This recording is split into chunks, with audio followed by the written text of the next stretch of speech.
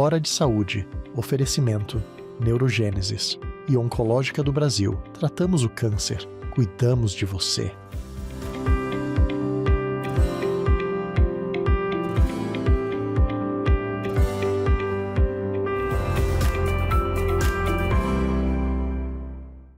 Caros amigos, mais uma vez no nosso programa dominical de saúde, Hora de Saúde, que é transmitido para todo o estado do Pará pela TV RBA, aqui em Belém, canal 13, e neste exato momento para o mundo inteiro pelo link rbatv.dol.com.br ou simplesmente DOL de diário online, dol.com.br ao vivo. Eu gosto de falar porque nós temos espectadores do Canadá até a Austrália, da Noruega até a Patagônia, do Líbano até Luanda, na África. Então, no mundo todo, nós estamos sendo assistidos agora. Quando o programa acaba, chegam os WhatsApps do mundo todo comentando. Um dia eu ainda publico esses comentários diários dos domingos. E o nosso programa tem o apoio da Neurogênesis, que trata todas as doenças neurológicas, e da Oncológica do Brasil, que trata os cânceres de uma maneira humanitária e muito bem hoje, tá? E a minha convidada de hoje, ela tem cadeira cativa no programa, deve ser a terceira ou quarta vez que ela vem comigo, é a professora doutora Vanessa Tavares Pereira. Ela é médica, pediatra e imunologista, é professora de pediatria da UEPA, é mestre, está em vias de término de doutorado e é responsável técnica pela clínica Proalergo, que é ali no edifício Síntese, perto da Praça Brasil, bem próximo da Praça Brasil. E eu quase morro um dia desses porque eu fui comer um camarão lá na universidade e tive um quase choque anafilático. Ainda bem que deu tempo de ser atendido rápido. Eu estava a caminho do Guamá para minha casa, deu para parar no Prime e ser atendido na urgência pelo Dr. Salma, meu amigo. E depois eu fui me consultar, porque eu sou um caboclo que comeu camarão a vida toda e não podia agora, eu acho que foi o molho ou qualquer coisa parecida. E aí a Vanessa que cuida de mim agora. E ela já, às vezes que ela veio antes aqui, ela não cuidava de mim, ela era só a convidada. Agora ela é uma convidada que é a médica do apresentador. Vanessa, obrigado, querida, obrigado mesmo. Agora me fala, já que eu vou me usar como exemplo, por que as alergias alimentares estão aumentando tanto? Hein? E obrigado por ter aceito o convite. Em primeiro lugar, muito obrigada por mais esta oportunidade. Para mim é um prazer enorme estar aqui falando para todos vocês e uma alegria, uma responsabilidade muito grande agora como médica do nosso querido doutor, né? Bom, as pesquisas hoje nos mostram que as alergias, de uma forma geral, incluindo as alergias alimentares, elas estão aumentando pelo fato da mudança da nossa qualidade de vida e dos nossos hábitos diários. Hábitos esses como não qualidade do sono, um sono não adequado, não reparador, que isso afeta diretamente o nosso sistema imunológico. A nossa alimentação rica em fast foods, em gordura trans, em muitos industrializados de uma forma geral. E a forma de nascimento. Então, antigamente, nós tínhamos muito mais partos naturais do que partos cesarianos. E o parto cesariano, a criança ela já nasce num ambiente muito estéril. E ela vai, então, para casa, muitas das vezes para um apartamento, todos cheios de cimento, sem aquele contato primoroso com a natureza, o contato com o chão, com a terra molhada, com a chuva, com os animais. E isso gera o que nós chamamos de hipótese da higiene, fazendo com que essa criança se torne cada vez mais alérgica. Eu sei, isso é mais ou menos o óbvio, mas a gente sempre imaginava isso, só não estava escrito, tá? A gente sempre imaginou isso aí. Uma das razões, eu morei em São Paulo 15 anos, uma das razões de eu mudar para cá foi porque eu vim passar um Natal aqui e meu filho, que devia ter uns 3, 4 anos, ele nunca tinha visto uma galinha. Ele chamou assim, papai, Vinha ver uns passarinhões aqui no quintal da vovó. Tu está entendendo? Nunca tinha empinado papagaio, nunca tinha andado descalço, nunca tinha tomado um banho de chuva. E aí aconteceu tudo naquele entre o Natal e o Ano Novo que me deu uma vontade enorme de voltar a viver como a minha infância. Na simplicidade. Nasci porque era o modelo apartamento, São Paulo, né, colégio. Nunca ele tinha andado descalço, nunca ele tinha tirado o sapato e pisado no chão. E essa chamada de atenção foi excelente. Precisamos retomar, né? Retomar lá para trás e trazer mais simplicidade, tanto para a nossa vida quanto para a vida das nossas crianças, que são o nosso futuro. Com certeza. Tem como prevenir isso? Tem como prevenir, mudando, então, a nossa qualidade de vida, a nossa alimentação, procurando uma alimentação mais saudável, mais natural, sem muitos pacotes para abrir, o mais natural possível, com temperos caseiros. E vamos combinar que nós somos aqui na nossa região amazônica privilegiados, com tantos temperos maravilhosos, com tanta comida natural de qualidade, peixes, né, que são ricos em fontes de DHA e ARA, substâncias fundamentais para o desenvolvimento neurológico, cognitivo, e colocar a criança e até nós mesmos mais em contato com a natureza. Isso é super importante, né? A gente devia fazer uma campanha para isso, né?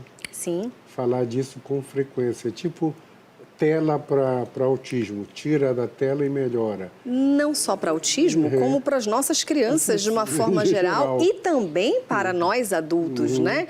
Precisamos regular isso e usar de forma racional, que é o nosso grande desafio. Vocês não têm ideia da quantidade de crianças e jovens que eu tenho atendido com muitos distúrbios comportamentais por conta do uso excessivo de telas. Celular, para quem não sabe o que é tela, celular, tablet, computador direto. Exatamente. Né? Porque parece que o celular virou o pipo da criança atual, né?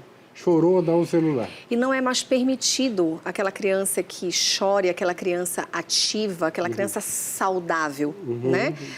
O mundo hoje não tem mais espaço para isso, para essa tolerância. E nós precisamos todos, como uma grande rede de apoio, falar sobre isso, promover isso.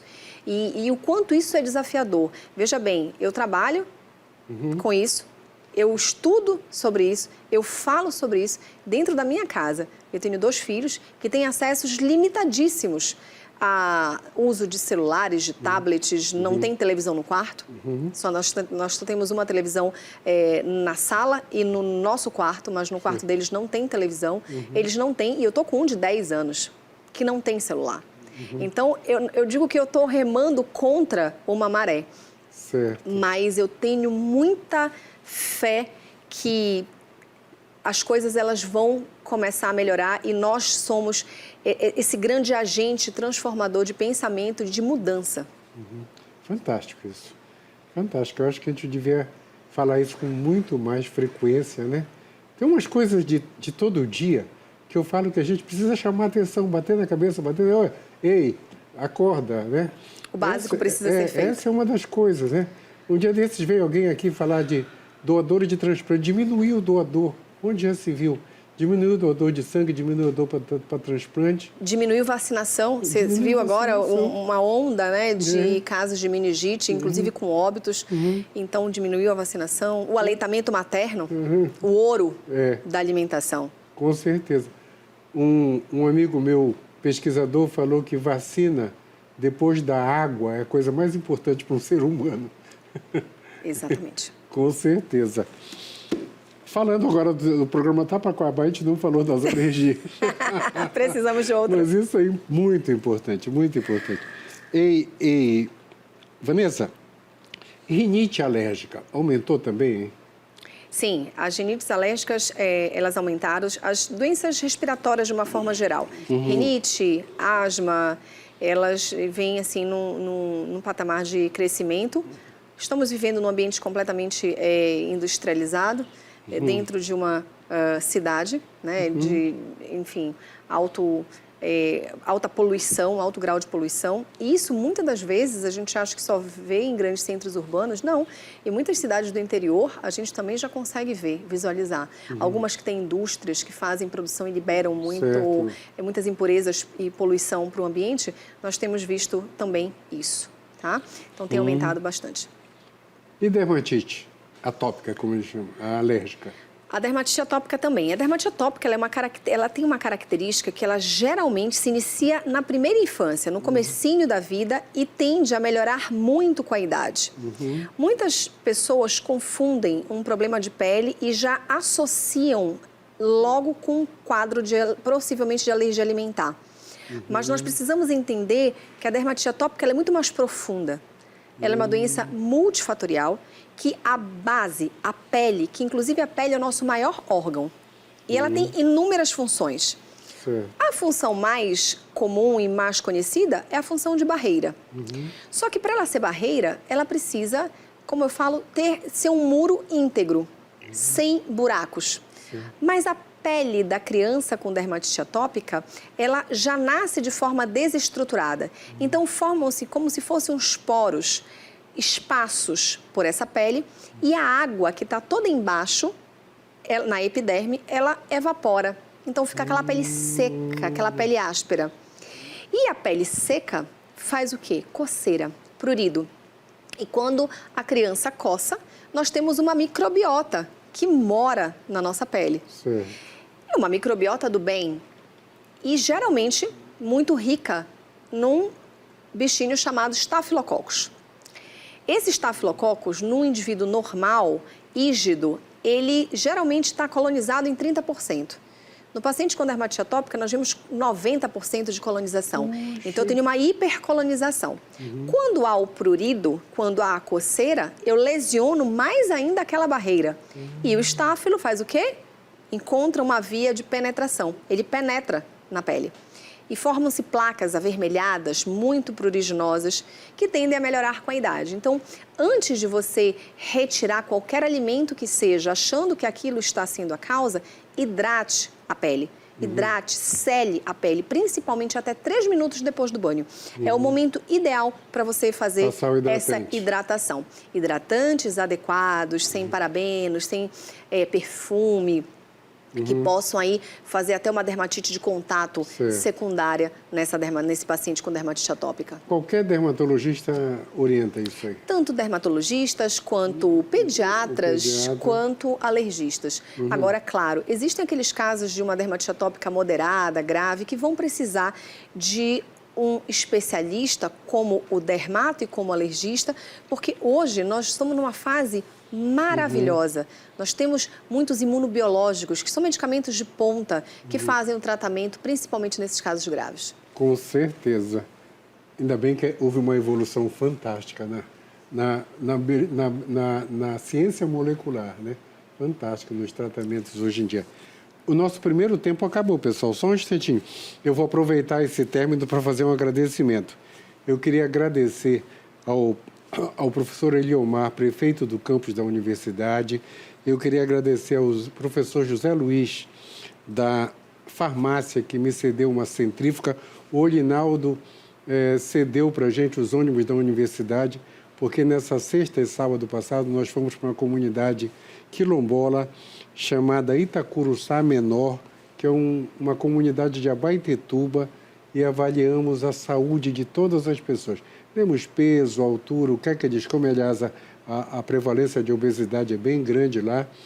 Medimos a pressão de todo mundo, fizemos eletrocardiogramas e examinamos todas as pessoas dessa região. E o laboratório Amaral Costa, do meu amigo Beto Amaral, dosou para a gente todos os colesteróis e todas as glicoses para saber a prevalência de dislipidemia e de diabetes. Eu queria agradecer a todos. Super obrigado. Esse é um projeto de 30 anos que continua, sabe? A razão do nosso... Até tem a ver com o que a Vanessa está falando aqui. Esse pessoal que vive muito ligado à natureza tem uma vida longa, dificilmente tem infarto, porque eles se alimentam à base de peixe, de açaí. O peixe não deixa o colesterol subir e o açaí é um antioxidante que não deixa o colesterol colar nas artérias. Então, o nosso caboclo, ele praticamente não tem infarto do coração. Ele tem AVC por causa da pressão alta, que é genético também. Então, eu queria agradecer a toda essa turma pelo trabalho de colaboração conosco e também a toda a comunidade de Itacuruçá, que nos convidou e deu todo o apoio de alimentar, nos deu jantar, nos deu um lugar para dormir, tá? E os ônibus da universidade. Perfeito. Super obrigado, pessoal. A gente já volta já já. Hora de Saúde. Oferecimento Neurogênesis e Oncológica do Brasil. Tratamos o câncer. Cuidamos de você.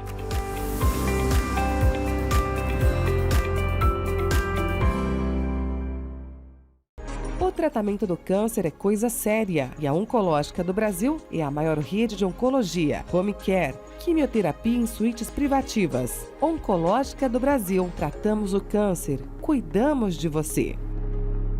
A Neurogênesis atua no mercado de saúde com produtos e serviços que se moldam às diversas tendências da transformação digital. Tem como foco estratégias de atuação na Neurosaúde 4.0. O objetivo é revolucionar o atendimento médico e multiprofissional no contexto da neurociência, com entrega personalizada do diagnóstico à reabilitação neurológica. Neurogênesis, educação, pesquisa e assistência. Fones 984-510900, 3085-1600. Rua Municipalidade 985, 19º andar.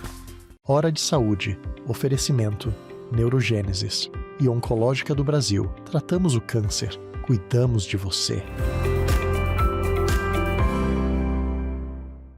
Voltamos nessa conversa de super informação mesmo, até por causa do nosso meio ambiente e das doenças que isso causa, com a professora doutora Vanessa Tavares Pereira, minha amiga e minha médica.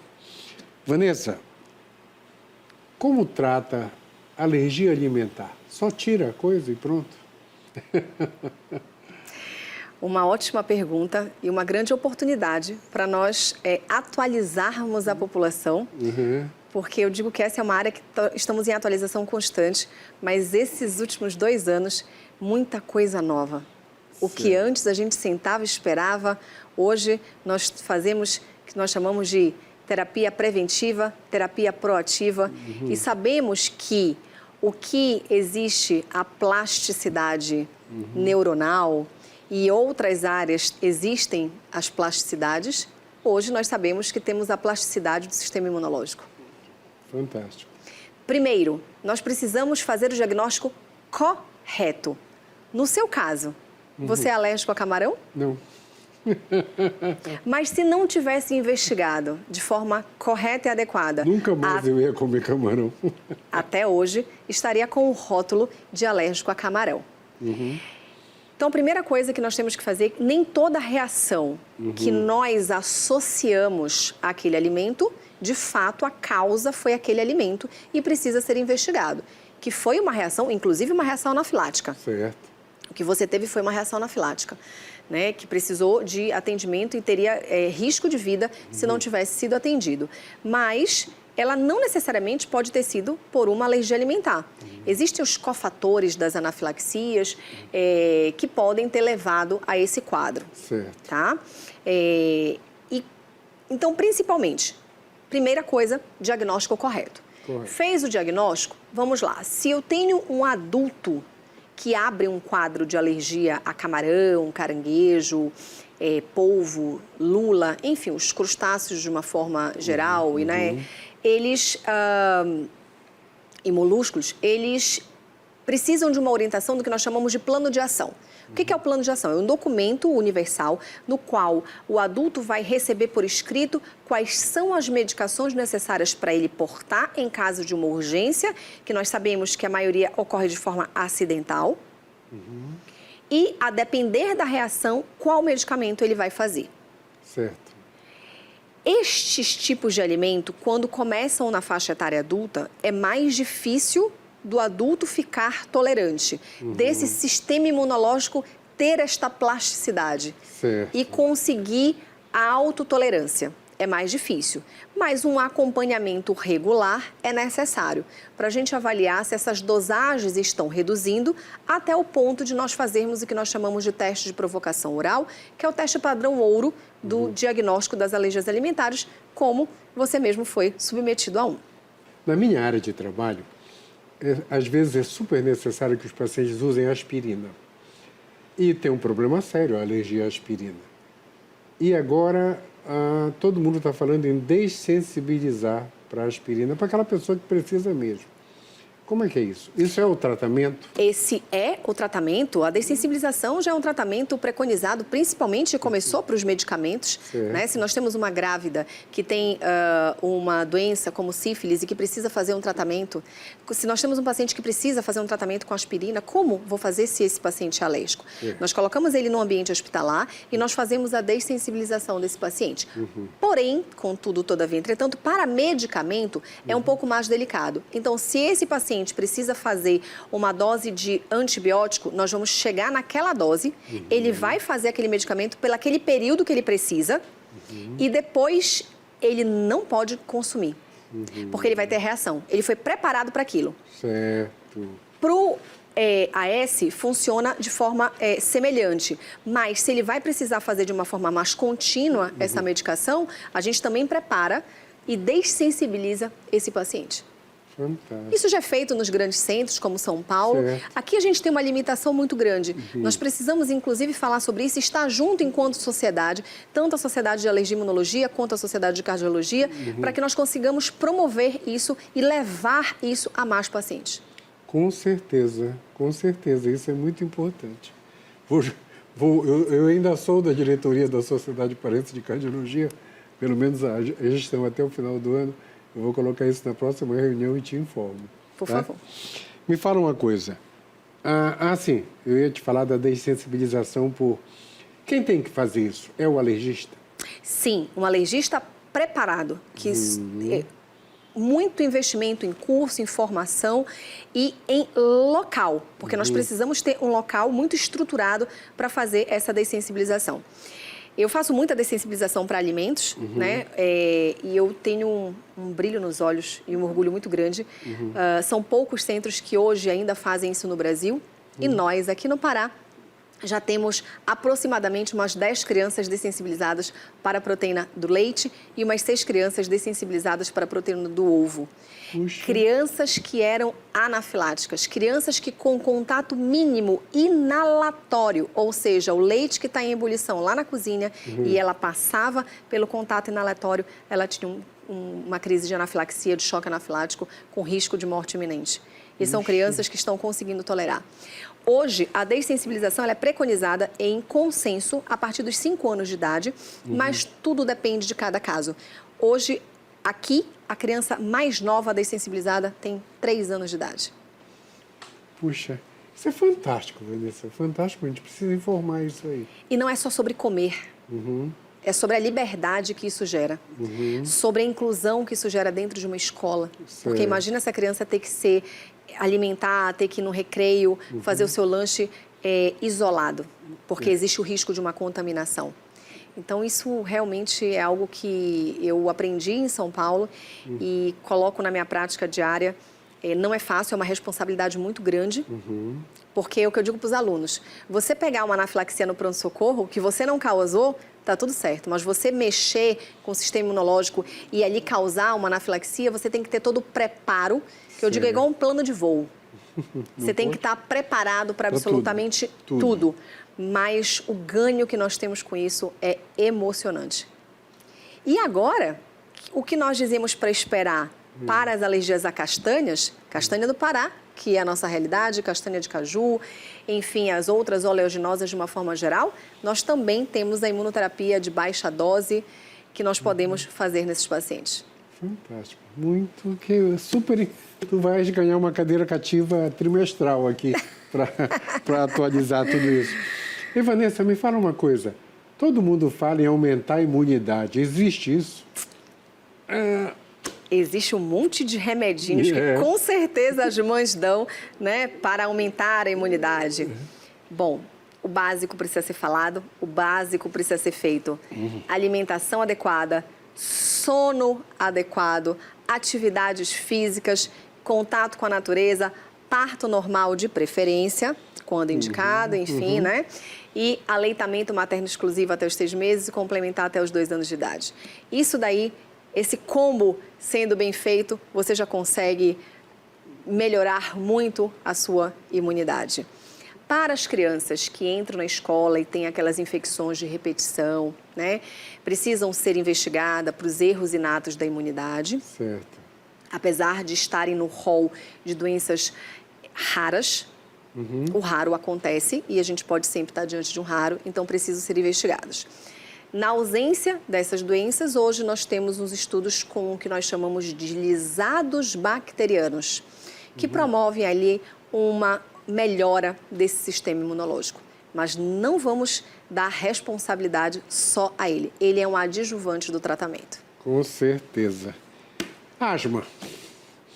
A velha asma. Tem agora? Como é que eu trato asma agora? Asma é uma doença multifatorial, então eu tive muita asma na infância. Eu sou asmática. Eu também. Mas tive muita asma na infância. Por quê? Porque a infância é aquele período que o sistema imunológico naturalmente está imaturo. Então, a aquisição da imunidade, ela se dá por 2 vias. Ou meio vacinal, ou pelas próprias infecções que eu vou tendo e vou desenvolvendo os anticorpos específicos para combater aquele vírus ou aquela bactéria. Então, nesses pacientes, na infância, eu tenho muito quadro de asma provocado pelos vírus, provocado por essas infecções virais. E isso geralmente passa com a idade. Então, eu preciso entender qual é o cenário. É uma asma de fundo infeccioso? É uma asma desencadeado por atividades físicas? Certo. É uma asma ocupacional, de acordo com o trabalho da pessoa? Ou é uma asma alérgica? Fantástico. Eu preciso entender qual é o fator. Então, eu preciso ter uma medicina individualizada, de olho no olho, de precisão para aquele indivíduo, para aquele paciente. A partir do momento que eu sei qual é o fator de gatilho, eu prescrevo o tratamento mais indicado. No caso de uma asma desencadeada por atividade física, vai ser só naquele momento que tiver atividade física. De uma asma alérgica, existe o que nós chamamos de tratamento com as imunoterapias. As imunoterapias aerolégenas, as imunoterapias específicas para cada paciente. Perfeito. Van, desculpa o Van já. Vanessa, imagina. Tu vais... Eu vou te chamar de novo para a gente continuar o programa, tá? Mas, por enquanto, o nosso programa acabou. Já que o nosso programa acabou, dedica o programa. Que missão. Não é fácil falar isso para ti, mas tudo bem. Que missão. Eu tive a honra e a grande felicidade de dedicar já esse programa para algumas pessoas muito queridas e uma em especial, ainda em vida, eu tenho essa tranquilidade de ter dedicado em algum momento esse programa para o meu pai, que é a base de muita coisa que eu prego e que eu pratico na minha vida.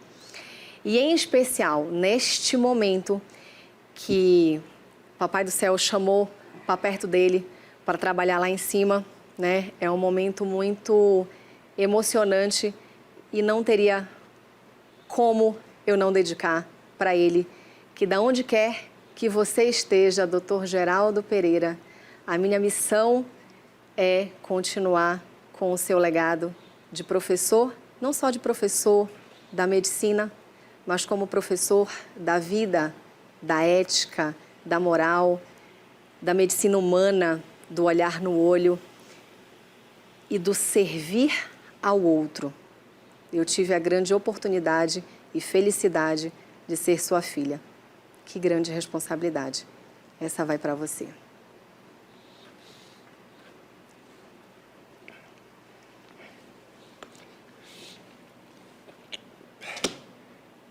Professor Geraldo, onde o senhor estiver, o programa foi para o senhor.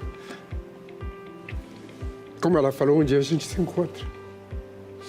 É isso. Semana iluminada para todos, domingo a gente volta. Hora de Saúde. Oferecimento Neurogênesis. e Oncológica do Brasil. Tratamos o câncer. Cuidamos de você.